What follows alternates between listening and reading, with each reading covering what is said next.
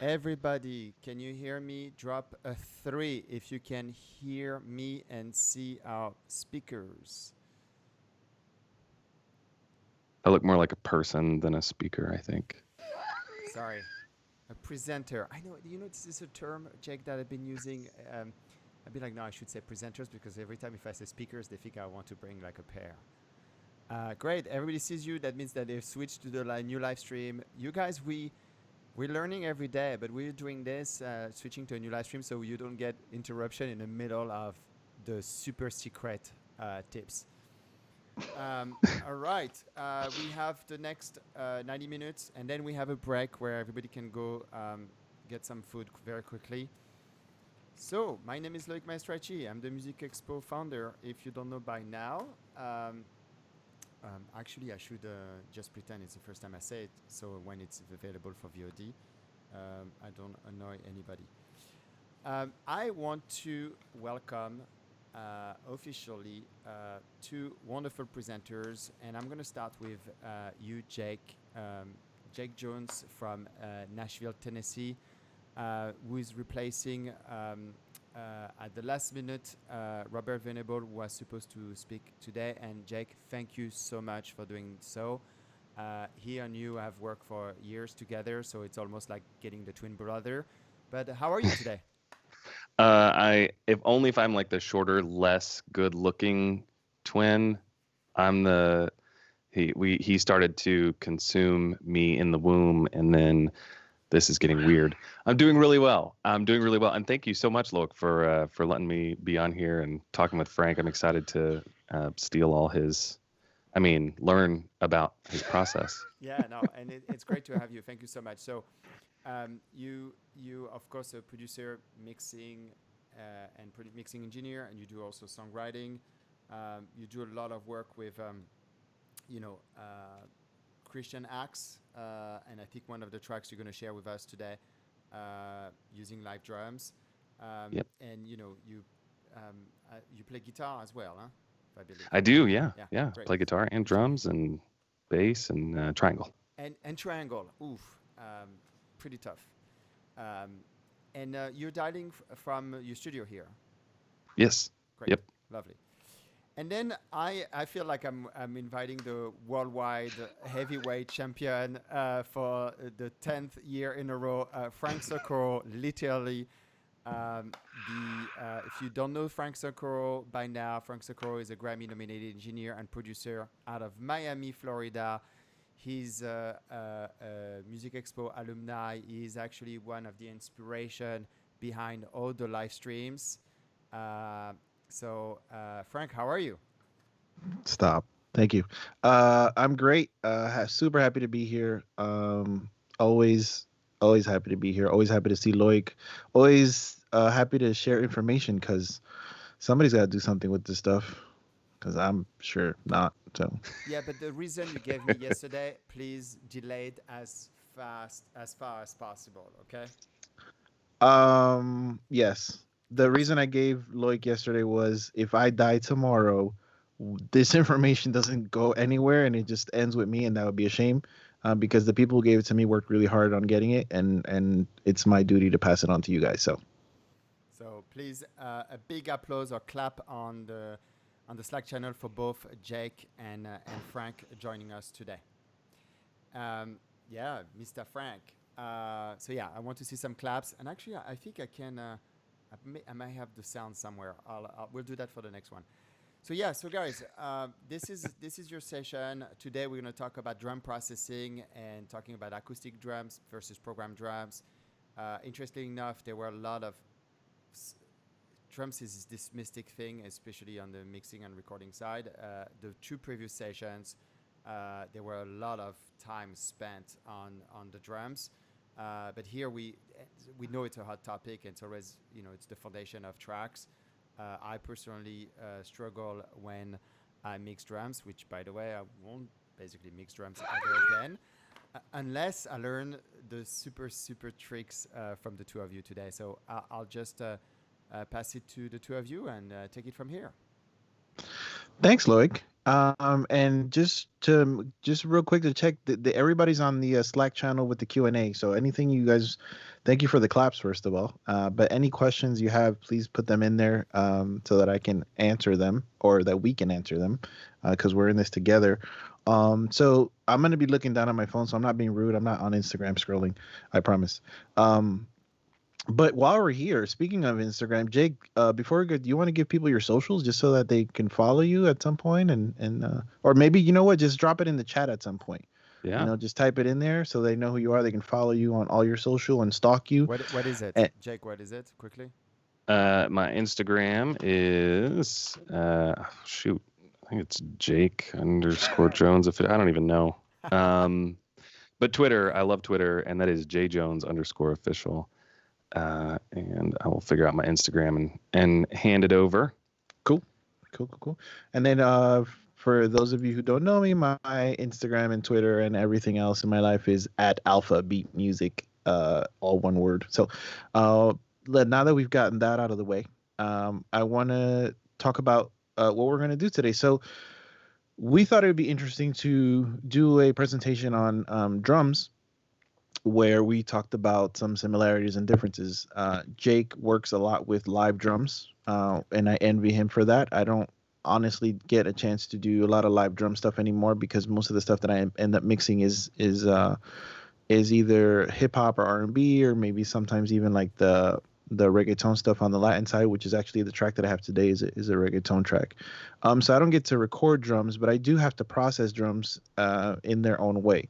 So I kind of wanted to talk about the similarities and maybe some of the differences that we both have to deal with. So that being said, we're going to start with talking about miking drums. So obviously I've mic'd drums before, but Jake does it more often, and he's probably way better at it than I am. So I want to start off with mics. So what is your process for deciding what mics, the room, where to put the drums, that kind of stuff? Like where do you begin? Yeah, well, I mean, of course, anytime you're miking drums, you want a beautifully sounding room. And if that's an option, then it just goes to where are you going to put the drums in the room? And that can be as simple as just walking around the room and listening to what it sounds like. But usually, if you're in a nice, big, great sounding room, someone has been working in that room for a long time. So there's already a pretty someone's going to know where the drums need to go, and they're going to sound best. But yeah, from then, if you have a great big room, use those room mics, put them where they're going to sound good, set you up a far set and a near set. But in a smaller room, which a lot of times, I mean, people are recording in smaller and smaller spaces. There's a great technique to getting really good drum sounds in there. And I was talking with Robert earlier, so he sent me his notes on what he was going to talk about. There's a lot of really good stuff, and I've learned a lot from working with him, and really honored that he's entrusted me to be able to speak today in his place. But we were talking about the Kelly Clarkson Piece by Piece record. So he actually tracked the drums in a room smaller than a bedroom. He said it was 7 by 7 at most, with an 8-foot ceiling. Yeah. And, to any recording engineer, that's a nightmare, just waiting to happen. But in that situation, you want to pull in your overheads closer, because you're not going to get a whole lot of great room tone in those anyway. And then mic your drums up as you usually would, which we'll talk about in a minute. But if you want to get some room tones and you don't have a great sounding room where your drums are set, it's not necessarily that big of a problem. You can, throw some mics up in the hallway, throw some mics up in another room, or even just stick the microphone in the doorway, but point it away to get the sound of the drums reflecting off the floor, the ceiling, and in some other place. So, as far as miking drums, you can really get great sounds anywhere you are, especially these days. Microphones are built really well. There's a lot of amazing clones, if you don't have a ton of money, that do a really great job. And then, of course, plugins being what they are, it's ridiculous. I want to just go back really quick to something you said, that, if you're working in a room that's a really big room, or it's a great room, there's usually somebody there who can tell you. I want to say that as an assistant engineer, like, this is your job. Like, when an engineer comes in and they're like, where do we put the drums? You can go, well, this is where we usually put the drums, and this sounds really great here, and this is how we usually do it. and kind of help that engineer, especially if he's never, or he or she have never been in that room before, as well as the drummer. Like you can, point them in the right direction. So that's a gem right there. And then as far as the 7x7 room, I imagine that you also have to deal with the same frequency being reverberated over and over, causing some sort of a tone, which could just ring. So if one of your your toms, God forbid, is tuned to that note, that tom is just going to ring forever. So these are things that you probably have to deal with, and it's probably things that some of our listeners would probably have to deal with because they're maybe recording in their bedroom and whatnot. Kill the So, room. Kill the room, like especially with a right knife, like stab it to, yeah. over and over again. No, but right at that kind of level, right? Like right where the toms and snares are sitting. It doesn't have to be pretty. And I've been in some really nice studios that have ratty old mattresses up against the wall. Mattresses, moving blankets, those kinds of things make great sound absorption. You don't want those frequencies bouncing around, especially in the corners where you're going to get a lot of those lower and low mid frequencies that just get trapped and just bounce back and forth. It can be a really bad thing in those small rooms. Absolutely, absolutely. All right, so Jake. Oh, I don't know. I hear Loic talking. Are you good, Loic? Are we good? All right, so let's get down to some of the brass tacks, as they say. Kick drums. Like, what's your approach? Mics, positioning. Is it one mic? Is it two mics? Do you mic the beater? So this is something that it depends on the genre that you're doing. It depends on what your final desired outcome is. You can get away with miking a kick drum with one mic, and I would argue that you can do that 99% of the time and walk away with a really great kick drum sound. If you're fortunate enough to record drums, I've worked with Robert at Off the Wall Studios a lot, and he and Lester Ssl Jr., a phenomenal drummer, have worked in this space together and grew it, and they have a huge mic locker for drums as well as a beautiful drum room. And so actually the session that we're going to talk about later today, I'm looking at 4 kick drum tracks, and that's 4 different microphones on the kick, and they Whoa. each sound very different, and they're each there to capture a different aspect. So as far as kick drums, drum miking, and that approach, if I'm doing metal, I'm going to stick the mic a little further in and aim that bad boy right at the beater. And I'm going to have my kick drum player, because there's just one guy that plays the kick drum. It's a very big band. I'm going to have my drummer probably using some kind of wooden or plastic, beaters if I'm doing something more jazzy or bluesy or even, folk or contemporary. I'll back the mic out and aim it around. At the end of the day, every kick drum is going to sound different. Every room's going to sound different. And every mic is going to sound different. And the best thing you can do is take your time when you're miking it, because you get one chance to get it right, and point it around, move it around, and see what sounds good. That's going to be the theme over and over again, is see what sounds good. When someone's sitting at home or in their car or on a jog or whatever, listening to a mix, they don't care what you did to get it there. All they care is whether or not it sounds good. And so if it's ugly and duct taped together and you've got blankets everywhere and it sounds amazing, then that's the right thing to do. Absolutely. And I think that just going off of what you said, the moving it around, that's really important, and it's also part of the reason why you show up early to the session. Because if you show up, the session starts at 2 and you show up at 2, you're not going to get a chance to do all that, because people are like, what I'm paying $800 to be here all day. Like, you're not going to waste an hour trying to move the mic. Show up an hour early, figure that out beforehand, and try to get that sound so that when it's time to hit record, like you said, you have maybe one chance, because sometimes it's magic happens and you got to catch it.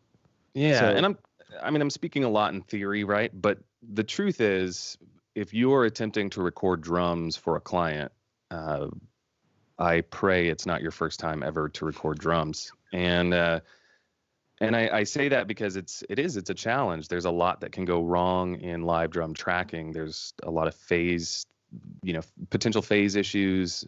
the more microphones you add, the more complicated it gets, and the more opportunities for it to sound bad there are. But first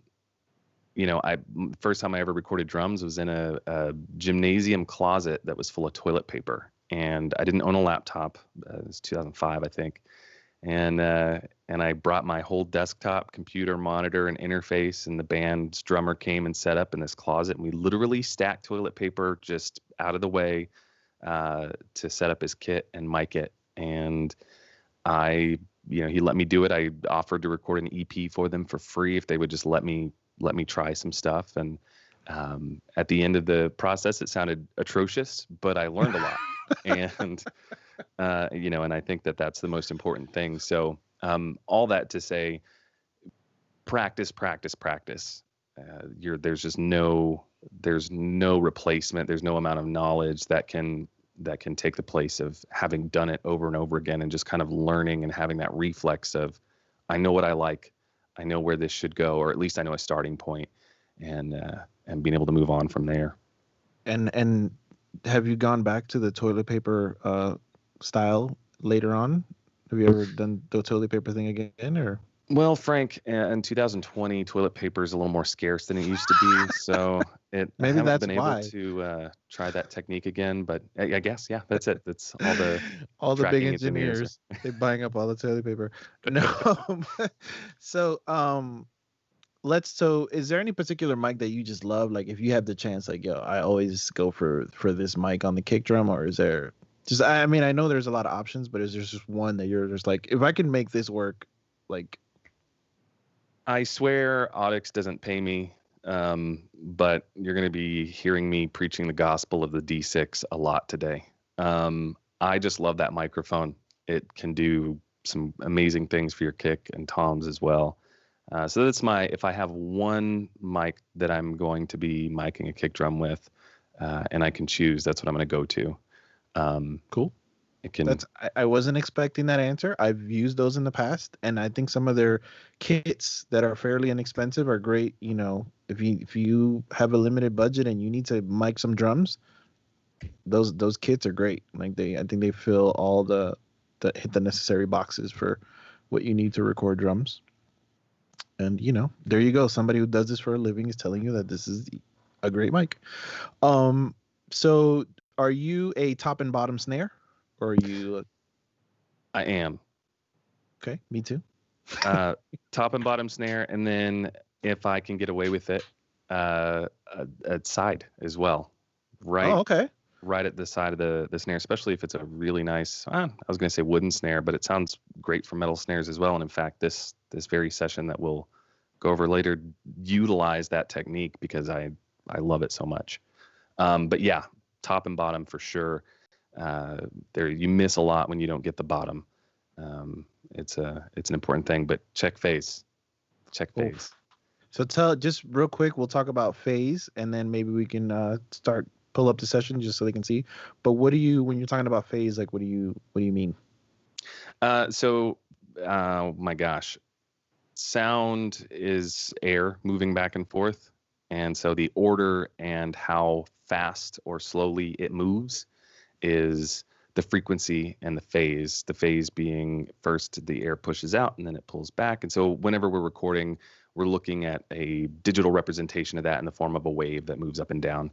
And so if you look at that and you see that it starts up and then it goes down and then it goes up, that's the phase. And so what that means is by the time the sound left its source and got to the capsule of the microphone, that's what it was looking like. And so whenever you're miking the exact same thing from two different places, even though it's a fraction of a second, it's going to hit those capsules at different times.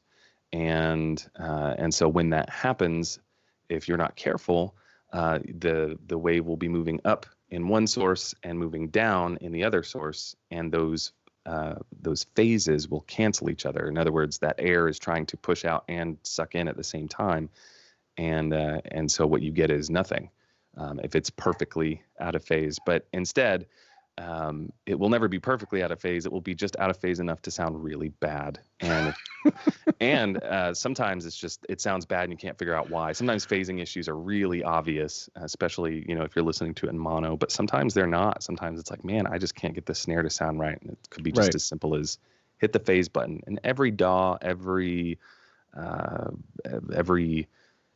interface, there's plenty of opportunities to listen to phase and to reverse phase in the recording and mixing process. So it's if you've ever seen the little circle with the line through it, that's the phase reverse button, and that's what it's there for.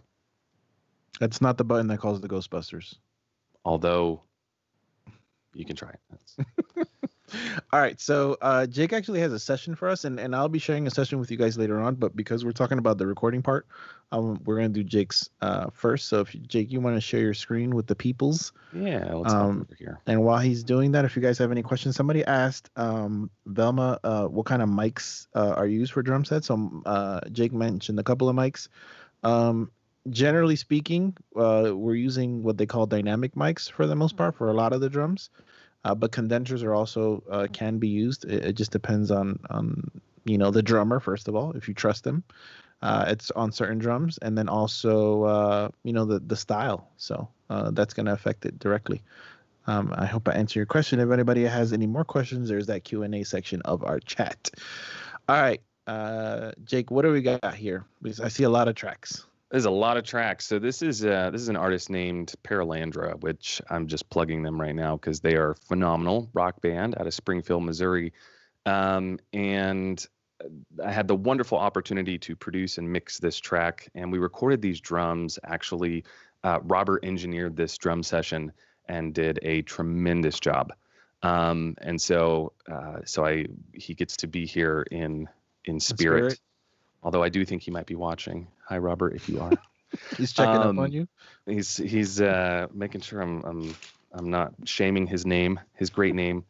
And Robert's worked with seriously Kelly Clarkson, 21 Pilots, J-Lo. He's done some really cool stuff, and so being able to learn under him and learn a lot of his tips and tricks has completely. I mean, it took me to a place of being able to do this full time and earn a living at it. But yeah, so just going through these really quick. Like I said, there's 4 kick tracks here, and this they're all doing something unique and important. The first one is really just kind of capturing the beater, and as we move through, I believe this is literally a FET 47 clone. Nice. Sitting outside the kick, just pointing at it, and it sounds really cool. And I'm running some saturation on it and kind of squashing it a little bit. And I like when the kick is. So this is a rock song. I'm gonna let you just hear a little bit of this really quick, so you can know the context that we're working in.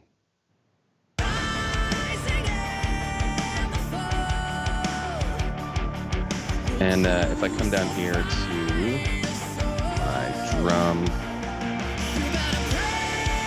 Where did you go? There we go. That's what we're working in, and the drummer, his name's Dakota Watson, is just phenomenal. And that's something I did want to say earlier. Is if the quality of the drums you're going to get on the back end start with how good your drummer is, and that just. Bar none, it's the most important thing. If your drummer's not consistent, if he's not, if he can't keep time, then it doesn't matter how great your mics are, how great the room sounds. None of it's really going to matter because you're gonna struggle editing it. It's not gonna, especially if he's not hitting it consistently. And when I say consistently, I mean, how hard he's hitting the kick, how hard he's hitting the snare. In the metal world, I have worked with a lot of very overzealous drummers who think that they are what is it their mouths cash checks that their feet can't mouths at you double yeah. kick guys. Yeah, it's a struggle, and so but this kid's great, and getting this kick, we just did a kick in to get the beater, that FET 47, and then just a kick out, and I don't remember what we used on this session in particular. But again, it's just it's just kind of capturing some more characteristics of that kick drum. So when And, you say just to clarify for everybody, so when you say kick in, if you could just let them know what you mean by kick in. Yeah, so it's just a microphone inside of the kick drum, physically inside of it, pointing at the beaters, to really catch the attack. There's in the anatomy of a kick drum in terms of the sound that it makes and what you want to hear, and kind of what you can move up or down to create a different tone of kick is the click, which is the sound of the beater first hitting the head, and then the smack, which is it's just what it sounds like, the smack. And then the mud that you don't want, and then the boom, which is what we got here with something called a sub kick. And this one, this might be a Yamaha sub kick, but I've used and seen plenty of homemade sub kicks. In fact, a band I was in once worked with a legendary producer, Nick Raskulinecz, and he's also a drummer and an engineer. And his is a subwoofer with a piece of cardboard wrapped around it. Yeah. And so it's a reverse wired sub that's got a mic, an XLR tip on the end of it, and it's just capturing those really low woofy sounds. And I don't even know if you can hear it, but that's what that sounds like. Yep. So and so this is our raw kick all together, and now there's a lot of bleed right now from the snare, and that's an artistic choice. Some guys will go in and manually chop all that out, or they'll gate it. And a couple of these are gated slightly, but it doesn't bother me. I keep my kick right up the middle, and I don't mind the extra low end that kind of bleeds in from the kick. And then I'm blending a sample in with that. And I love this sample. And it's one that actually Robert and Lester made together, and it'll creep up in a lot of my mixes just to kind of give it some extra punch. And is that something you guys triggered live, or did you do it afterwards? Or I did it afterwards, and there's a lot of different techniques to doing that. Cubase, this is Cubase 10.5, Cubase Pro. It's got a great method for going in, and I'm on the wrong page here, for going in and just grabbing hit points. The transients. Yeah, and you can adjust this threshold. And that's kind of my process for making those. And then I'll go in and make sure they're clean, make sure they're hitting all at the right spot. Again, so we were talking about phase. This sample does not match the phase of a lot of the kicks I work with. And so that's something I have to be really mindful of and go in and check. And in fact, looking at it, it may be, I may have already reversed. Yeah, so I've got the phase reversed on this guy. Could just so that they can hear, maybe can we play it with and without the phase being reversed? Yeah, so here it all is together with the phase reversed. And then when I switch it. Do you guys hear that? If you guys can hear it, give me a 1 or a thumbs up in the chat. That's like super important. If you can't hear it, it's okay. Sometimes it takes a while to learn how to listen for that kind of stuff. But that's extremely important when dealing with drums, just because you're dealing with a lot. Imagine that's 4 mics on the kick. That means that there's going to be additional mics on the snares, on the toms, on the overheads, and they're all different distances from each drum. So you're going to encounter phase whether you want to or not. There's no way to perfectly have everything in phase, unless you're using some, like a sample drum kit. So, let's talk about like the snare and the rest of the kit. Yeah, so snare, like I said, it's 3 mics. We've got a snare top down, I believe, is what this middle guy is, and then our snare bottom. And my session is taking a moment to think about what it's doing with its life. You're going to hear a lot of reverb on that because it's going through to 3 different reverbs. That are all very different. But snare is really, I think, in outside of the vocal, snare is something that can take a mix and make it sound absolutely atrocious or absolutely wonderful. And so I spend a lot of time working on the snare and getting that sound right. And then I have a set in this particular song. I'm using 1, 2, 3, 4, 5 snare samples. Wow.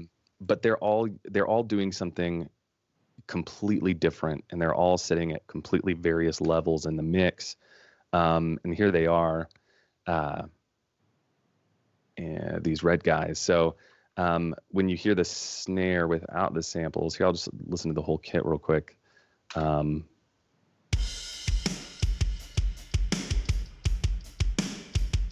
And then I'll take those out. Gotcha. So it still sounds great. Just drumming it. So I mean, it still sounds really good without.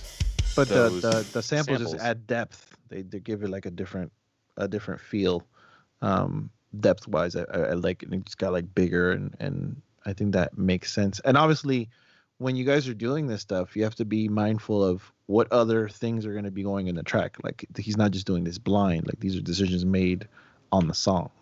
Yeah, and it's really difficult to just talk about drums without talking about everything, because a big thing is I'll always take my snare and send it into my guitar bus. I'll sidechain it in there, and so every time my snare's hitting, it's ducking down the guitars a little bit, and that is tremendous because the guitar and the snare eat up a lot of the same frequency range, especially that kind of low mid, the beef in the snare. So if you don't do that, your snare is going to sound weak. You listen to it in solo and it sounds awesome. You listen to it all together.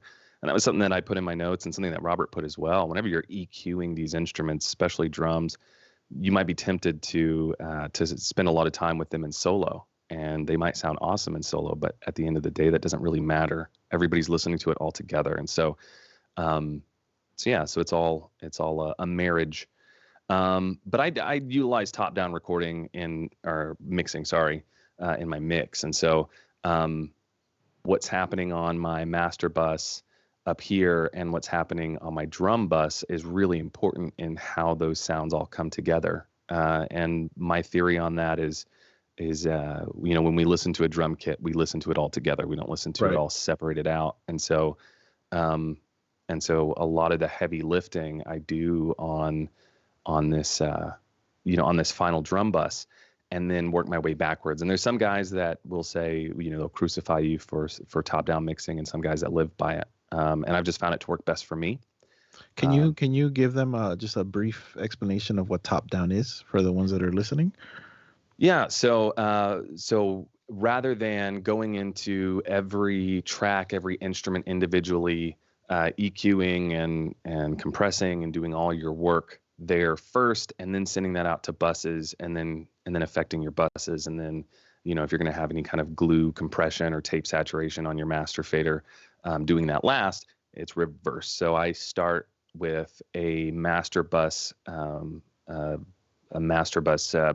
preset, essentially, that's just kind of got my three go-to plugins that I like to use on almost every session. And so it's just a great starting place. It's just barely doing anything.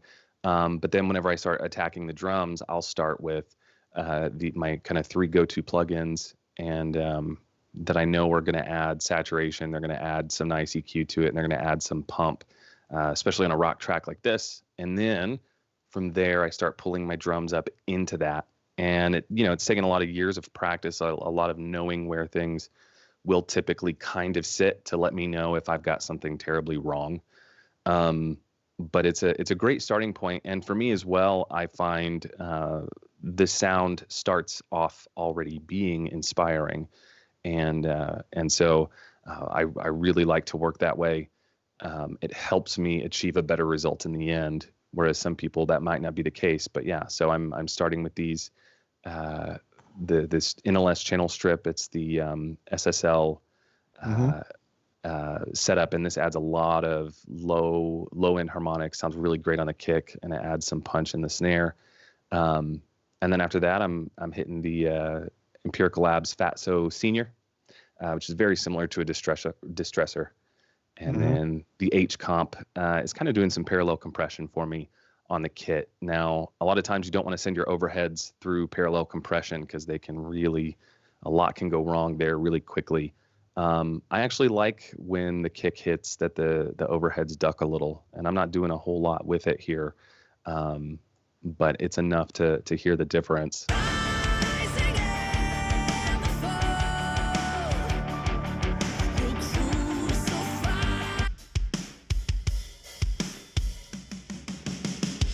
So yeah, that's what's happening there. And then I'm going in and starting my mix. But the hi-hat, it's in there. It's automated. I use a lot of automation in my drums as well because I need to hear this little hi-hat bit at the very beginning of the song. But then the overheads and the rooms are catching a lot of hi-hat, and I don't want to I don't want to muddy that up going in, so it comes way down. Same thing with the rooms. I've got them really coming up in the verses here. Let me zoom in. I love the way that room sounds in particular. It's a beautiful sounding room. So this is the close room. And that's just room. And that's just a great sounding room. Awesome. I'm rolling off some lows there and just some compression, nothing crazy. And it comes down on the choruses to really kind of contain the cymbals. Overheads rolling off everything from 300 down, but from there on, I don't really do a whole lot to my overheads. If they're sounding a little too muddy, I might boost some high end. But the top-down approach does allow me to get away with not having to do as much individual processing. If it's a great room, a great drummer, and a great kit, and you took your time miking it, you're not going to have to do a lot. The toms, they're just EQ'd. That's all that's going on. And they're actually going straight to the stereo out bus because they already sound really good. And then these tom tracks, this is an important editing thing. When you're editing live toms, you're going to get a lot of tom bleed, a lot of kit bleed that does not sound nice. Every time that snare hits, one of your toms, if not all of them, are going to go boom. Yeah, all through the song. All through the song. Be like a drone all through.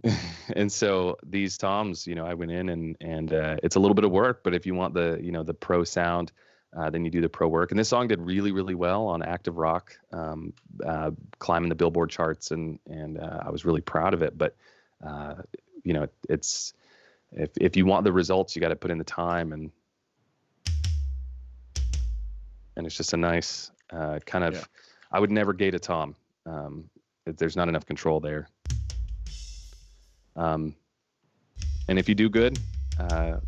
If you do it right, it'll sound like you didn't do anything at all. That's how it shouldn't sound like you were trying really hard. But I think that's always the goal, right? For it to sound natural.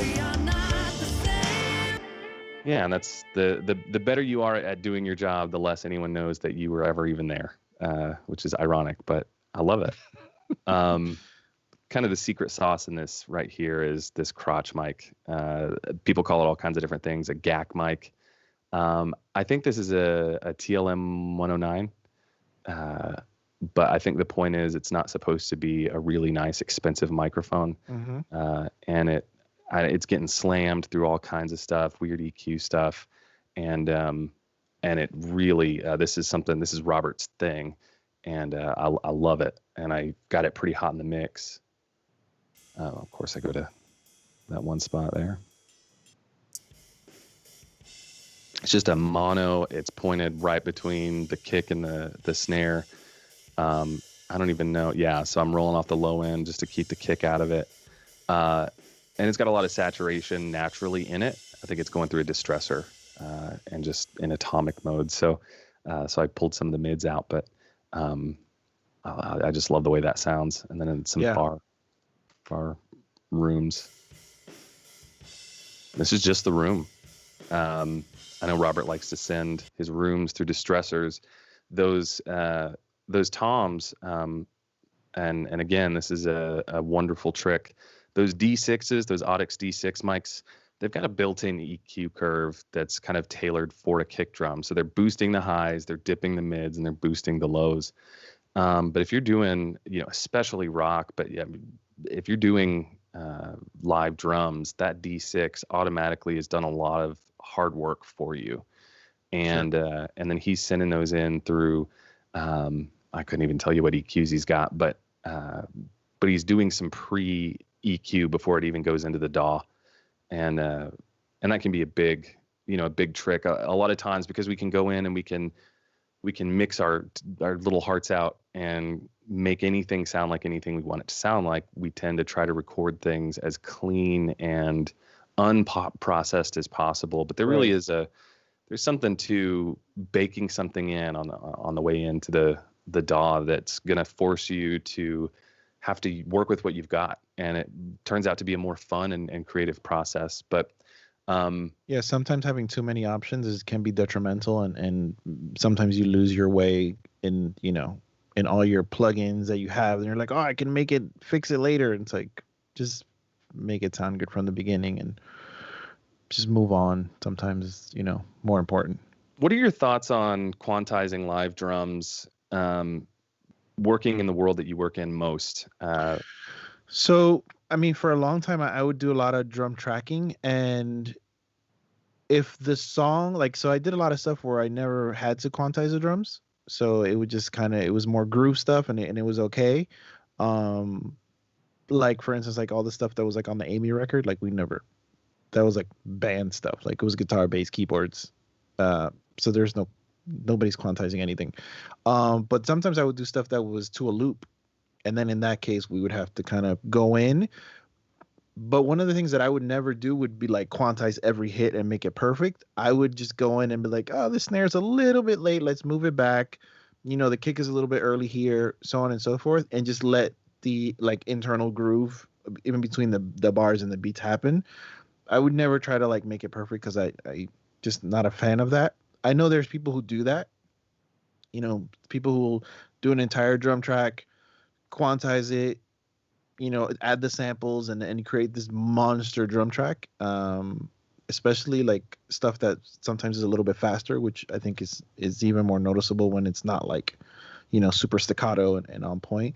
But I became a killer editor in Pro Tools on drums using what is it called?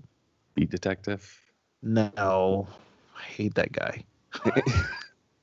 I used Elastic Audio. I would do it with Elastic. So I got really good at that. But that's like a day's work, like literally like 8 hours to do an entire like 3-minute song. But yeah, it's a lot of work. Well, and tracking drums is a blast, but if your drummer is not good, if it's not working, save yourself, save the band time and money, and either hire a drummer, or Superior Drummer, Slate. I mean, they've got some amazing options for that kind of stuff. And it's not a cheap fix. It's not like it's not being lazy. It's, as a producer, as an engineer, your number one job is to think about the audience and think about that final product and what the best result is going to be, how to get there. And sometimes spending a whole day editing drums. I mean, drums can be over edited to the point that they just don't sound good anymore. And Absolutely, it's it happens every now and then where it's like, oh man, that drummer can't play. And yeah. But I think, overall, the amount of time that we actually spend on when you're doing live drums, I think the amount of time that we spend is usually a considerable amount of time. It's probably the instrument that we spend the most time on. And I know that I would, just because I love drums. Like I love drums. I think they're the greatest thing ever. So I would take a lot of care in miking the drums and making sure that the way that I mic the drum made sense for the song, right? So doing like different stuff depending on the genre. I'm a big fan of mono overheads. I know that's not like a super popular opinion, but a U47 right over the drummer's head, I'll die on that hill. Also, big fan of just using condensers on the snare. Also, depending on the drummer. Like if the drummer has a feel for the snare and can nail it, and I can trust him to put a $3,000 mic in front of him and him not destroy it with his sticks, yeah, super cool. But then also the editing, like we take great care in like making sure that, because the drums are super important. They're holding down the groove, and if it's not working, then you gotta, make it work. I wanted to, when you were talking about that one mic in between the kick and the snare, I used to do that, and I would do it with one of those harmonica mics. You ever seen those short, the green like the bullet bullets? ones? Amazing. Yeah. And it's cool because those their output is like a guitar output. It's like a high impedance, so you could like plug it into an amp and then mic the amp and then whatever, do like a bunch of crazy stuff. So sometimes when I had to give it like a older, dirtier feel, like it was recorded like a long time ago, and I didn't want to like just destroy the actual drum tracks, I would do it to that and then blend that in like you were doing with yours, and it would give it like this crunchy sampled kind of sound. But the original drums are still crystal clear and punchy and stuff like that, and I wasn't like ruining it with just some crazy just processing. So Man, yeah, if you can get away with fewer mics, mono overheads, a room and a kick and a snare. I mean, if you can do that, then you should. There's a lot of there's just, you can get a better sounding drum track with fewer mics. It's easier to achieve. You're going to have less phase issues. You're going to back to those restrictions as creatives. Whenever we don't have everything at our fingertips, we're forced to be more creative, and it tends to be more fun to work with some of those simpler setups. And those of you guys who are listening and you're interested, look up Glenn Johns. Oh, absolutely. 3 mics, and it always sounds great. I've never had that go wrong. So if anybody has any questions, please drop them in the chat. I'm actually maybe like switch gears a little bit, talk about like the program stuff that I work with. So a lot of times I'll get a song, and not a lot of times, I'm going to say 99% of the times I get a song and it's programmed drums. And it's coming from a producer who spent some time putting these drums together. So for me, it's not a case of like, what can I do to make this work? It's more of like, I need to respect this person's sonic choices, first of all, because they chose those sounds for a reason, and I can't just go ahead and like make it however I want to. That's a pitfall that I fell into early on in my career. But I learned, fortunately, and that's a pitfall that I see a lot of young engineers too. Like sometimes we just want to like show people that we're so good at engineering, but it goes back to what you were saying. Like what we do should almost be transparent. Like you shouldn't, like my fingerprint shouldn't be on your mix. For me, in my opinion, like yeah, the work is amazing. This is amazing, great song, artist, producer, everybody. It shouldn't be like, who's the engineer? Because that's my opinion, and that's kind of how I carry myself. So I try to maintain as much of the authenticity of what they did. So it's a lot of restraint on my part, but also understanding what's missing, or what would make the record work better. So when I'm doing a mix, the first thing I do is I work on the vocal. And once I find that the vocal's at a certain spot, I then put the drums in. Right, so I'll put my kick, snare, hi-hats, whatever other percussion stuff they have going on, and I'll work from it. And I do work in a top-down kind of fashion. Whereas I create an aux for the drums, and then I process that aux, and then I kind of blend that in with the vocal. And what I'm looking for generally in, especially like any hip-hop R&B stuff, is if it sounds good, vocal drums, I know that I'm golden. Because typically in those genres, the drums are super loud and so are the vocals. So if I can make it sound like if this is a record and it could go out right now, just vocal drums, then I know that I'm good. And then everything else is just icing on the cake. So I'm going to actually share my screen real quick and just kind of show you guys. And I hope that everybody should be seeing. I hope everybody's seeing the screen there. Can everybody see the screen? Let me know if you guys can see it. You guys see it? Cool. So here is a session, and I'm going to show you guys. Please don't be disappointed.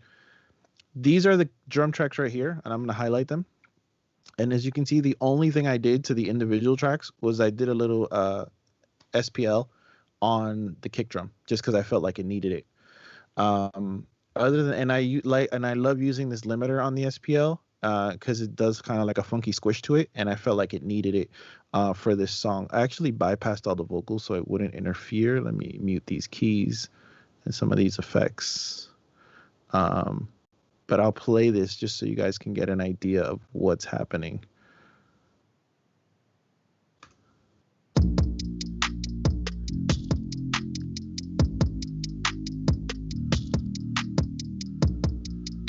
You guys hear that? Let me make sure that my listen to is on.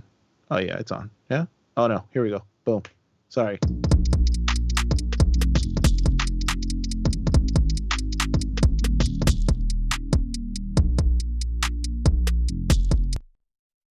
give it like this little like aggressiveness on the kick there, just using this, and it kind of like pushed it.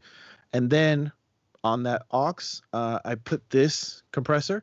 This is if you guys aren't familiar, and if you guys came to the Music Expo last time, you saw me talk about this. This is the Acoustica Tan compressor. This was actually a free plugin.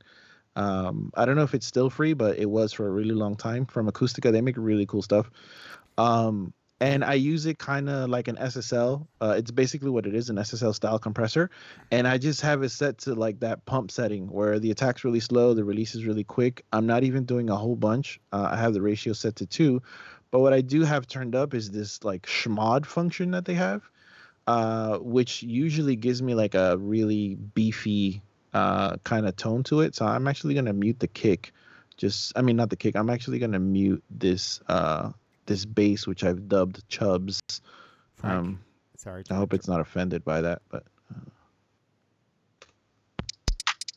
Frank. Yes. Sorry to interrupt you. Can you just send just the audio? We have it twice. The audio of like my voice, you're getting it twice? No, the music, we have it twice. Oh, because it's going to, I see. My bad. How about now? Yeah. Perfect. Sorry about that, guys. And also the Acoustica plugin, were you showing it or you were not showing it? Oh, I'm sorry. You guys can't see it? No, if you pull it up, we didn't see it. I did pull it up. It's weird that you guys can't see it. That's why I'm asking you. Oh, man. Let me see if I do it again. Can you guys see it now? No, you may have. That's so weird. You may have to share your entire screen to show us. Hold on, let me go. Let me go here. Stop sharing and let me reshare. Oh, it's weird. I have to like just share that individual window. How can I do this? This is the beauty of live. Look at that. Can you see it now? Hold on. It's gonna come back. Not yet. Sorry, guys.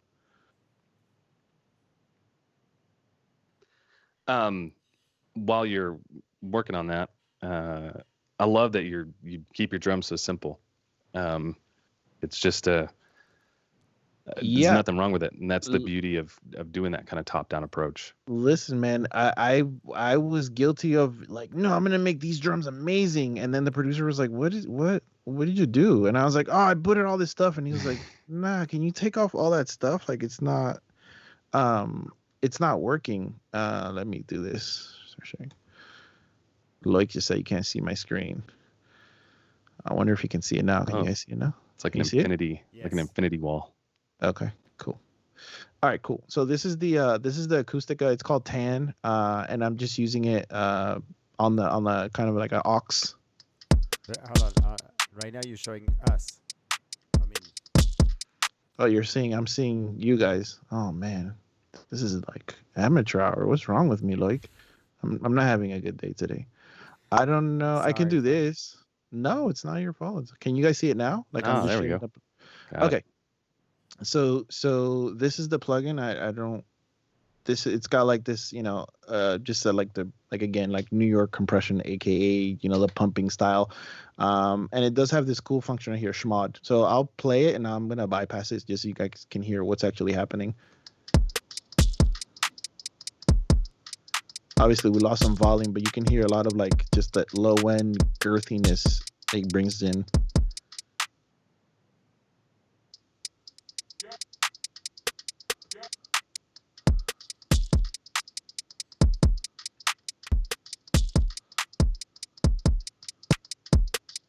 So I really like what that does. So I tend to use it a lot on my drums, and then I usually will follow that up with the Ssl EQ on this stuff, just because that's really popular in this style. So can you? That's weird that it doesn't show the plugins.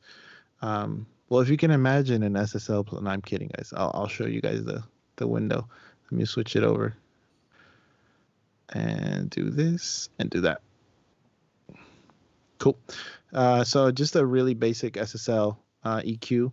I'm boosting some of the highs at around 15K, which I learned recently that that's something that mastering guys do to give you perceived volume.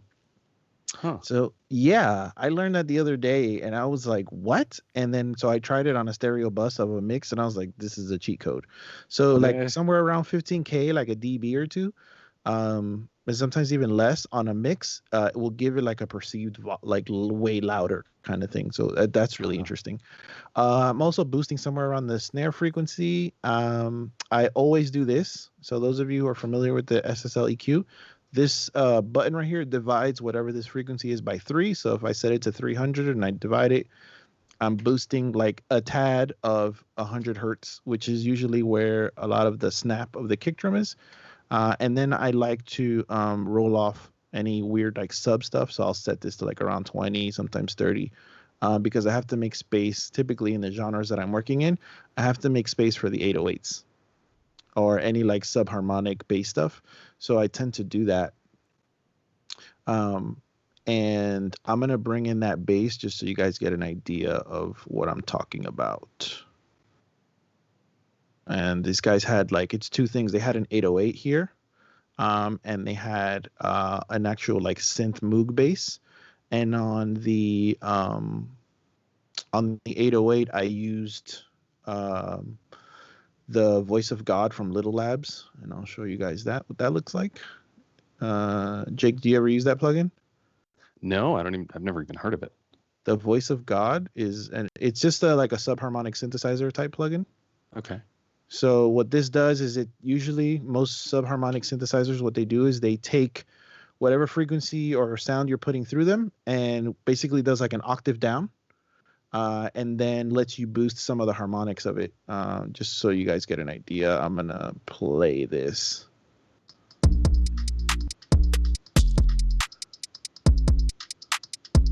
And I'll bypass it.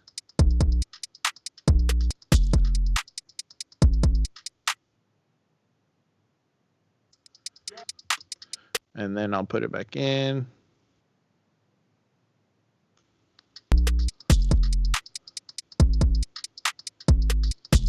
So it just adds some really nice, like super low subharmonic stuff.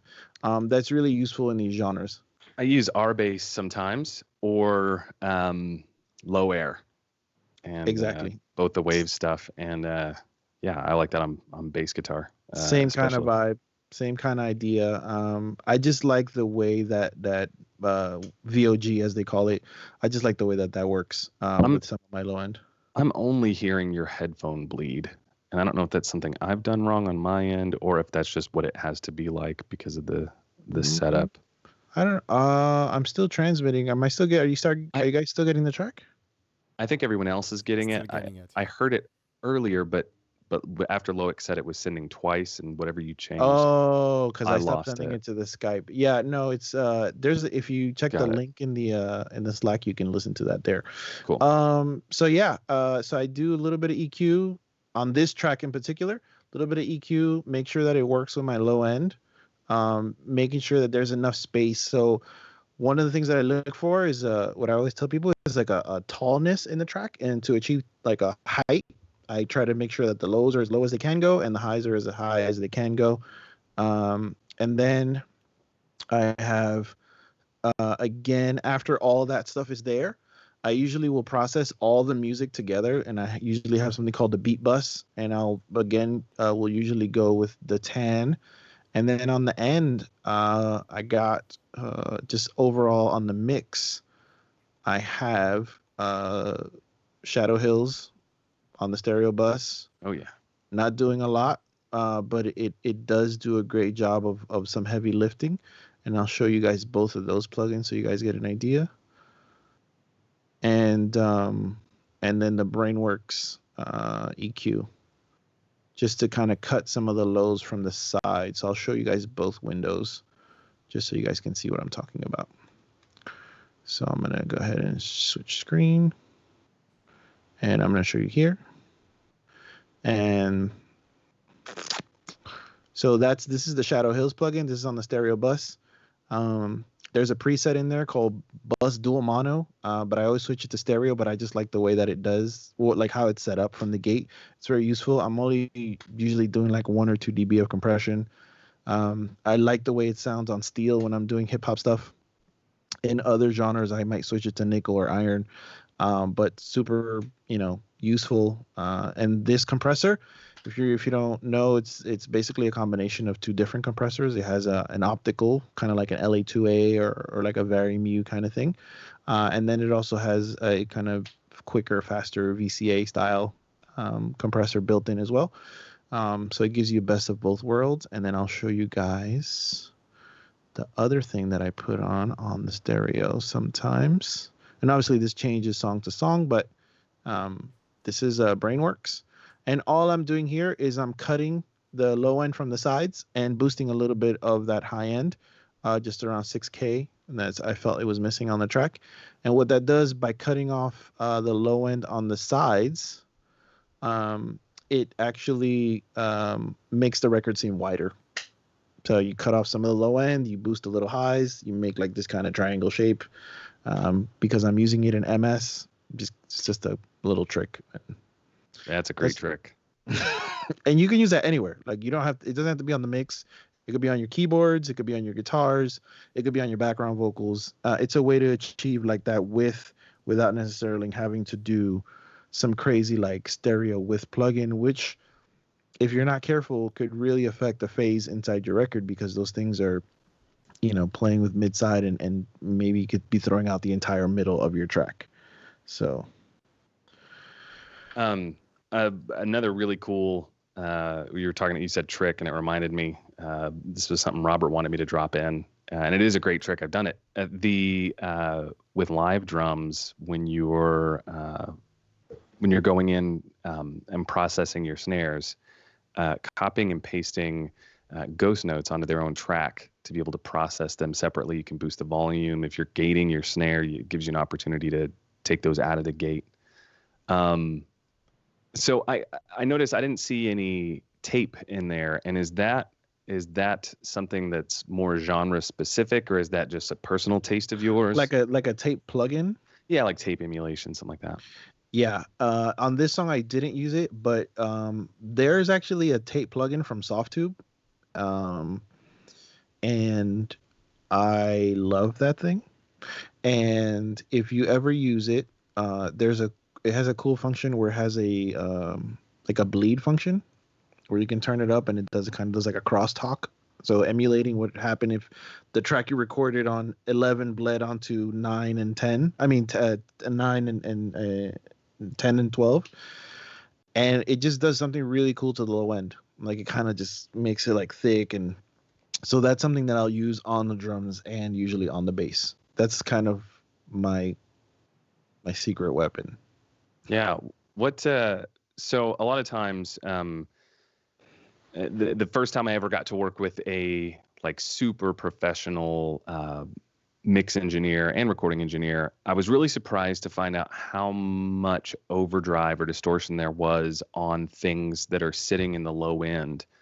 And explain why that happens, like why bass, even on a pretty soft, beautiful song, you solo out that bass and it's just got all over it, or so if I show you guys, I mean, I'm not going to click back over, but on the bass, I have a lo-fi plugin on it with the saturation and the distortion turned up. So one of the reasons that I do it and a lot of people do it is when you distort and you add saturation, you're essentially adding harmonics. And usually those harmonics are on the higher end. So what happens is, even though your low end is super solid, if you're listening on a small device, sometimes the bass doesn't actually cut through. So by adding these like upper harmonics through distortion, you actually allow now the listener to be able to tune it, to like zone in on that note and be like, oh, that's what the bass is doing. Obviously, you're being careful to not just, turn it into something that it's not, but it is useful. Another thing that I use is there's a plugin from, there's a bunch of companies that do it now, but like the Dimension D plugin, which is just like a chorus, it does like a really cool modulation thing. I'll do that on the bass as well, which does kind of like a harmonizer, and that also gives me some of that upper harmonic. So between those two things, I can add a little bit of each and just get like this just the slightest sliver of music, like noteness, of harmonics up there. That's enough for people to be able to identify like on their AirPods. because Yeah. you know. So everything you just said, and something in particular that was just golden, um, is you said people are listening on blah blah blah, and you mentioned the AirPods, uh, which just tells me that you're constantly keeping in mind what the listener's experience of your mix is going to be. Right? It doesn't matter how awesome it sounds in your studio, how awesome it sounds on your speakers, on your headphones. At the end of the day, it doesn't matter at all.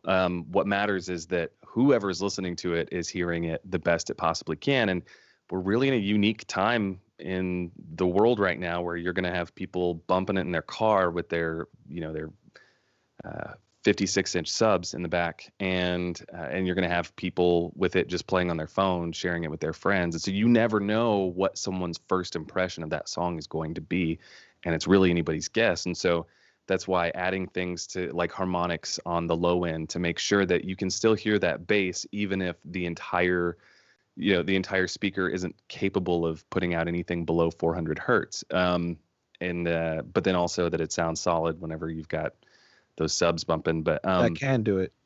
yeah, that's just so good. And every step of the way, constantly being mindful. If there was one piece of information I could pass along, if it were only one thing and nothing else, I would say, and drums especially more than anything else, and that this is acoustic drums or non-acoustic drums, but acoustic drums, because there are so many microphones on a single source, is constantly check in mono. If you don't mix it in mono before you do your panning, or it's not just supposed to be mono, constantly check it in mono. You'll be shocked to find out when you do that where the levels are really sitting. Your brain will lie to you whenever you've got stuff panned hard left and right, and everything sounds beautiful in this space. Because when someone does pull that song up on Spotify and say, "Here, come listen to this," and it's on a phone, they're listening to it mono half the time, and your levels might be all over the place. So listen to it in mono, check it in mono, make sure that your levels are great in mono. And what you'll find too is whenever that happens and you kick it back in stereo, it's like, wow, I didn't think it could sound this good, but I'm blown away. It sounds even better now. Absolutely. Like, your speakers, your headphones, the things that you're like, oh, I'm going to spend all this money to get these great speakers. That's great, but it's not so that the music sounds better. It's so that you can clearly hear what's happening and make better decisions. Like, it's like glasses. Like, they're not supposed to make it look better. They're supposed to like help you see what's actually there. And that's what your speakers should be doing. Beer goggles are, yeah, those are different. Those are like KRK. Wait. Right. Just kidding.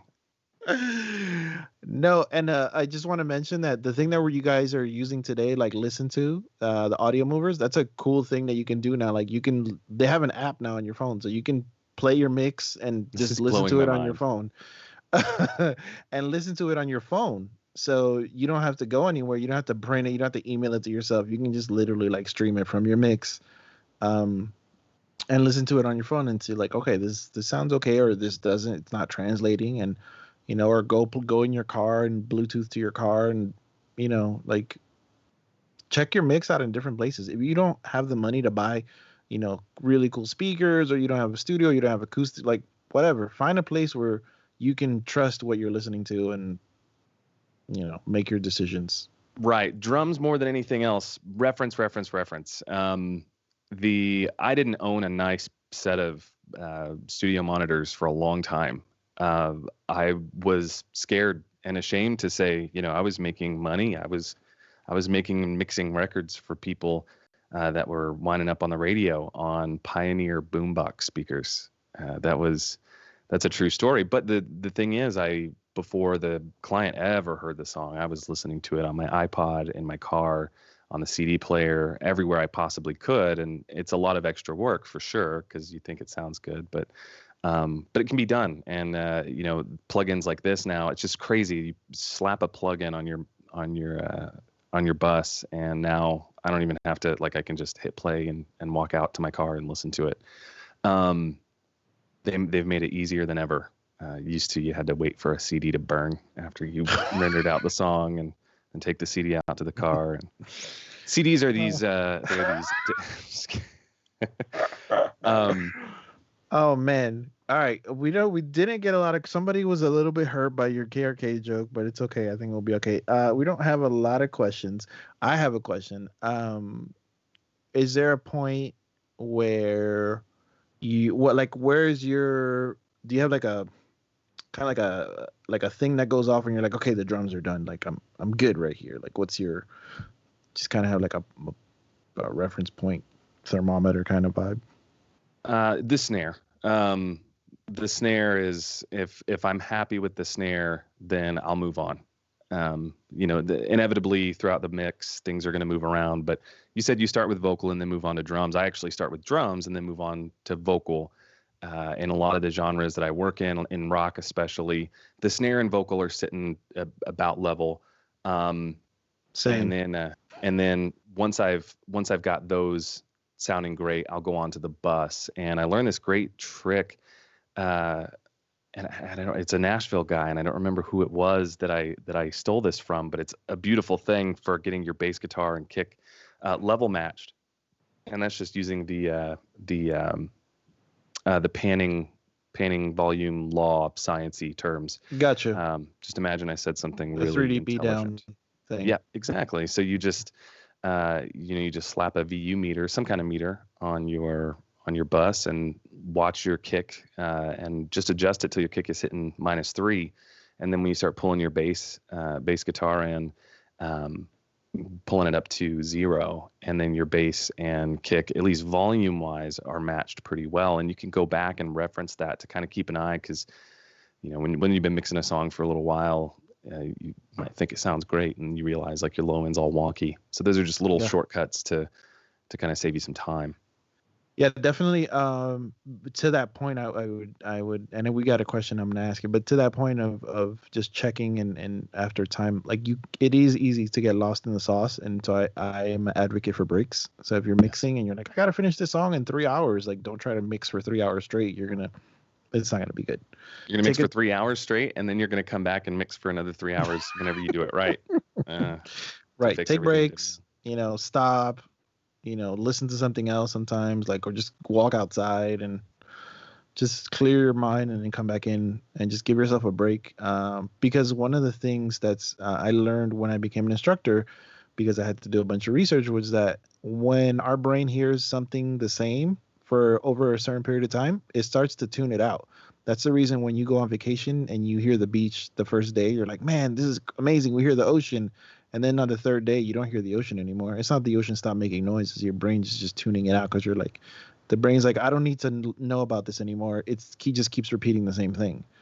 So when you're listening to your mix over and over and over and over again, there's certain things that are just gonna fade away. You're not gonna be able to hear them anymore. So that's why it's good to take breaks, come back. So we got a question. If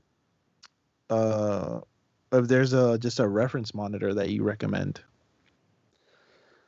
The one that accomplishes whatever you need it to. Yeah, that's the truth. And also, there's great tracking monitors, and then there's great mixing monitors, and those aren't necessarily the same thing. I love the Yamaha HS7s for how much sizzle they have. You're really going to catch sibilance. You're not going to forget to put your de-essers on, or else you won't have the top of your head any longer. But I use the Event ASP8s, and they don't even make them anymore. I've had to replace individual ones from time to time, which is why having something like the SonarWorks reference for shameless plug is a great tool to have in your arsenal, because my speakers are not a matched pair any longer. They don't make them anymore. But yeah, so that's what I'm using. But I also check reference on these cheap JBLs that I'm looking at right now that are like little boombox speakers. And I see are those the Aurotone, or are those the Aventone? These are the Aventone, before Aurotone decided to come back and be like, hey, we're doing this again. And I was like, damn it. So I have the Aventones. I'll maybe turn up the lights a little bit so maybe you guys can see. So I got a pair of actual NS10s, and then I have the Adams A77Xs. And those are on the, it doesn't matter to me. Like the NS10s for me, just because I've been using them for 20 years, and I'm like, okay, I know the speaker and it's not that big a deal. These headphones are actually probably my favorite thing to listen on right now, which are these the DT770s. and I use the Sonar Works with them. So I mix a lot of stuff actually in these headphones. So it's really just find your reference. The best speaker is the one you can afford, and then learn it and work on it and learn what it does and what it can't do, so that you know your mix decisions are informed. And that's probably the most important thing, is that you make informed decisions and they're not based on, half truths. Yeah, it doesn't matter if you have no idea what they're supposed to sound like, what they are. Have your favorite record, the one you've listened to for the last 10 years over and over again, and spend some time with that record on those speakers. And, it's all comes down to that reference. Yeah, he has, would I go with Avantone, Oratone, or the Mix Cube? Honestly, man, whichever one comes in the color that you like the most. Like, it's just, you still have to learn it regardless. So you might as well just pick one you like and just go for it. Yeah. And absolutely. I think that's it for us. Loic, are you there? Loic, can you hear me? I think Loic fell. I heard something fall. I mean, he might have fallen over. How come you heard it? What do you mean? You have a microphone in the room. You know how these things work, right? I muted for the live stream and I muted for our own call. The phone. It's funny actually. Someone liked on Instagram some of the posts we made, and he made the phone vibrate, and then the phone dropped off the table. Yeah, so we're good if we don't have any other questions from the audience.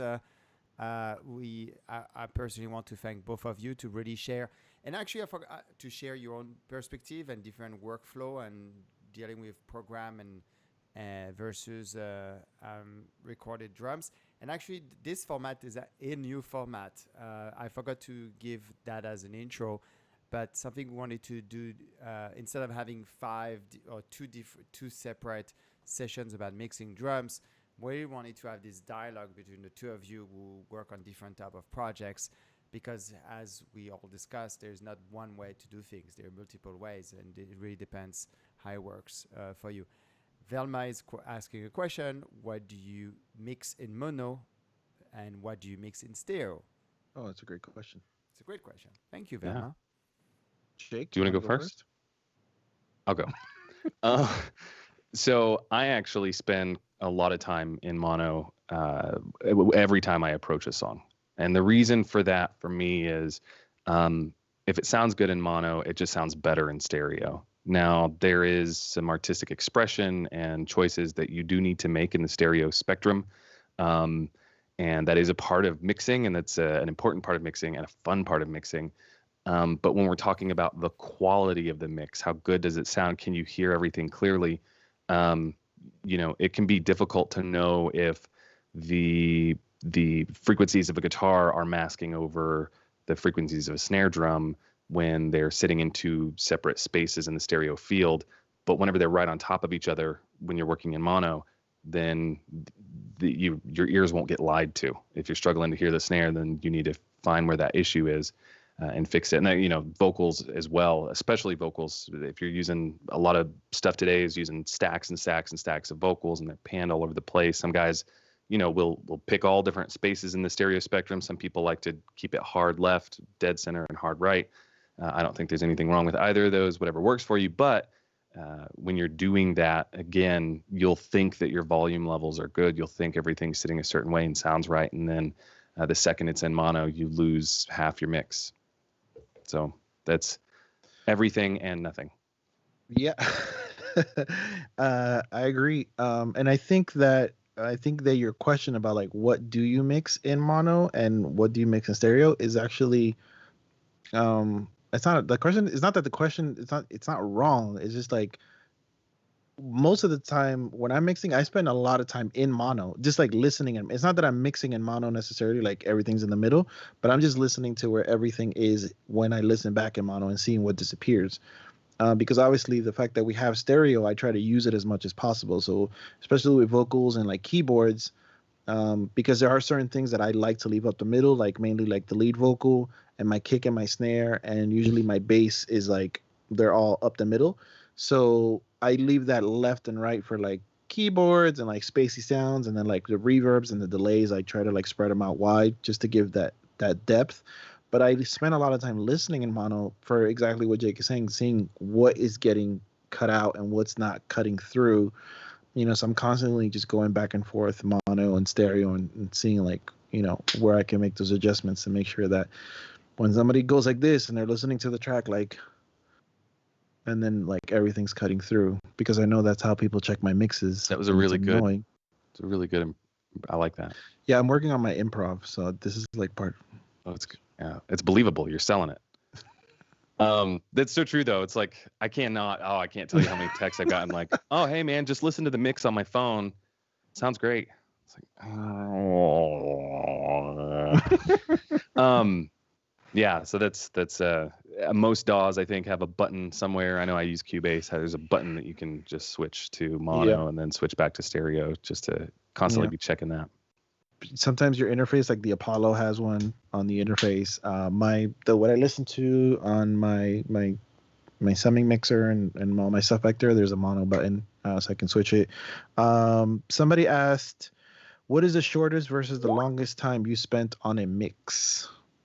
That's just such an arbitrary question. The longest I've ever spent on a mix, I don't have a particular song in mind or am thinking of a particular time, but absolutely I've spent forever mixing a song at 2:00 in the morning, thinking for some reason that was a good idea, and then had to go back and just start from scratch. And that's just good advice. Sometimes it actually is just better if you find yourself just hung on a mix. You just can't get it to sound right. It's not always a bad idea to start over, and that can actually speed up the process in the end, because you're not going to make as many bad choices that you're going to have to undo later. As far as shortest, I really don't know. I mean, I've mixed songs that were just an acoustic guitar, a cajon, and a couple of vocals. That can take hardly any time at all. So it's just depends on the song and how complicated. What about you? Yeah, same. I mean, I think that earlier in my career, I was again back like needed to prove something, and I thought I needed to process every single track and make every single track sound amazing. And I found out later on that if everything sounds amazing, then nothing sounds amazing. So you kind of have to pick what the important parts are of the song, focus on those things, and then bring things in as needed. So that's usually my approach now. Like I'll usually listen to a song before I mix it like 3 or 4 times and try to find out like what are the important parts, what are the parts that need to be featured. Just focus on those things, like the lead vocal, obviously, if it's a track with vocals. And honestly, I try not to go past like 4 hours. Like if I'm at 4 hours, I'll usually stop and then go somewhere else. Like I do take breaks in between there, but like at 4 hours, I'm like, okay, I've spent a good solid 4 hours. And not to toot my own horn, but I'm pretty like fast as far as like using my stuff. So like I reach for things that I know that I want. And like at this point in my life, I know exactly what I'm trying to do even before I start. So the process goes fairly quickly. But when I hit that 4 hour mark for something, for some reason, I'm just like, okay, you need to stop and reassess and make sure that, you're going in the right direction. And you're right. Sometimes it's like, okay, I'm redoing this vocal because I did way too much, and then going back. Somebody made a comment, Dr. Crispy, that we should mix for headphones. I agree, and we think we said that earlier. It's just sometimes it's annoying when somebody goes, "Hey, I listened to you on the phone and I can't hear the bass." It's like, oh, of course you can't hear the bass. It's on the phone, but it's okay. I get it, and I know what I need to do. I probably have to turn up some of that harmonic stuff so that you actually feel that bass. Mauricio said, Jake used samples to tighten the acoustic drum kit. So if I'm using a sampled MIDI kit, how can I do the opposite, like loosen the sound, as in make it more acoustic, human sounding, tone wise, not the quantizing side of it? I do this all the time, actually. So I like to make samples out of acoustic drums that I've recorded, but you can also find them. And it's important if you, I can't tell you how many times this has happened. So I love Groove Agent. It's a Cubase thing. Some of those kits are single sample kit, single sample snare. So every time it's firing off, it sounds exactly the same. And you can adjust the volume as much as you want, and you can adjust the timing as much as you want, but it's still going to sound like the exact same, the exact same sample just firing in sequence. And so if you're wanting to make that sound a little more human, having having any kind of software, Battery does this, Groove Agent does this, any kind of sampling software can do this, where you stack samples and then say, I want these to fire off as a round robin, or randomly, just not stacked. And it's one snare that someone hit 12 times and has been chopped into 12 snare hits, and they're going to not play one after another, the same one twice. And so you can add those kinds of samples to your programmed kit, and those are going to, every snare, one after the other, is going to sound different than the one before it. Sometimes I don't like the way the kick sounds in the mix that I'm doing. If I get a mix and I know that this engineer is a little green, and just the kicks just won't work. But then what I'll use is a sampled kick, but I'll utilize what the person played, their real life kick, and I'll just pull in enough of it to be able to make each hit not sound identical. So that's my way of doing it. I'll go in and to other sessions where I liked the way that snare sounded, and I'll just grab a few, a handful of snare hits and chop them up, and I'll make a set of samples that I'll just stick in a folder and then pull it into, again, any kind of sample software, and then have it play back, whenever I'm triggering it, just so they're not in order. And that can really humanize that quite a bit. That is a great tip, and it's not just for snare, for anything. When I would have to do that kind of stuff, I felt like it really worked well, especially on hi-hats. So even like, slightly open or just maybe a little bit darker hit, because when a drummer's playing the hi-hat, it's not the perfect like tick every time. It's just sometimes it's a little bit sloppy, and that can give you some groove back. Somebody, Dr. Crispy asked, if how do you handle non-instrument samples? For example, like a boot slap for a kick, or more experimental stuff. That's a good question. A boot slap. Sorry, my brain just went to a story from the band Periphery that I don't know if I can say. They slapped something and used it with their kick to get that kind of more smacky tone. As far as how do I handle it, I mean, if you're asking as some sort of supplemental sound, or do you mean like in place of a kick? I think he's maybe saying like in place of, like you were mentioning like before, like a cajon and a guitar, or maybe somebody use like a cardboard box, and it's like, this is our kick, and it's like, what do you do with that?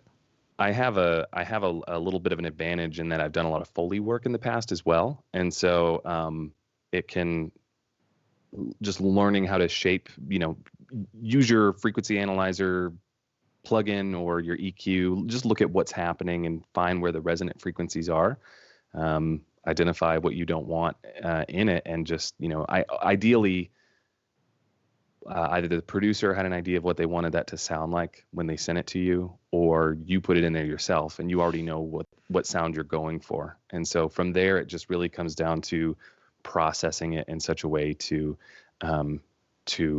pull out the best aspects of it and get rid of the parts you don't like.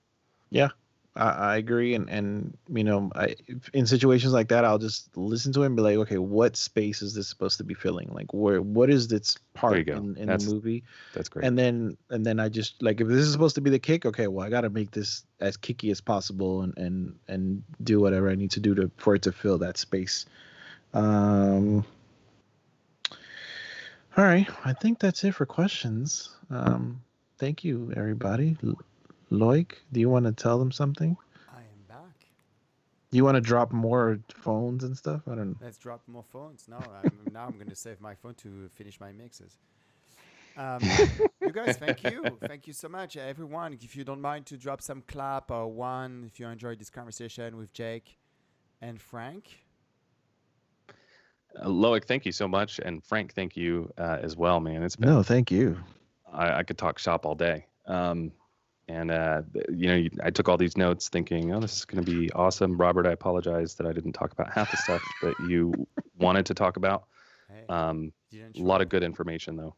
You didn't interrupt. Awesome session. No, thank you. Yeah, it looks like there's a couple of ones. And thank you, guys. Thank you. Well, it was a pleasure to have you. Now what we're going to do, everybody, is we're going to take a little a little 15-minute break, and come back at 2 o'clock with Emiliano and Robin. Will be doing a live critic of some of your sessions. Everybody's welcome to attend. Only the one who submitted their track will be roasted. Sorry, we'll receive feedback. Hey, we're friendly here, okay? We're friendly. But yeah, so Roasting's optional. roasting is optional. Yeah, thank you very much. And we will switch to a new live stream to make sure we don't get interrupted during the live stream. So make sure you refresh at 2 o'clock. You refresh the web page. It's time to have a bathroom break. Grab some food, get some refreshment, stretch your legs. For those who can, get some fresh air. For those who can't, don't get don't go outside. And we'll see you in 15 minutes. Bye, guys.